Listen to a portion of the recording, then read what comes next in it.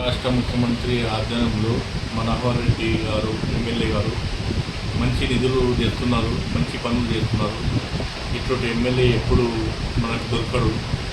కాబట్టి వచ్చే ఇప్పుడు ఎంపీటీసీ, జెడ్పీటీసీ, గ్రామ పంచాయతీ ఎన్నికలు జరుగుతున్నాయి, వచ్చేట్టున్నాయి. కాబట్టి దాని బరిలో జెడ్పీటీసీగా నాకు అవకాశం ఇచ్చితే మొత్తము 12కు 12 ఎంపీటీసీలు, జెడ్పీటీసీ సీట్లు గెలిపించుకొని వస్తా అని ధైర్యంగా చెప్తున్నారు.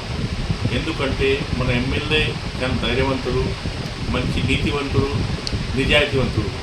కాబట్టి ఆ పబ్లిక్ కూడా అన్ని మన సమస్యలు పరిష్కరిస్తున్నారు. కాంగ్రెస్ పీరియడ్లో ఎన్నో పనులు అవుతున్నాయి.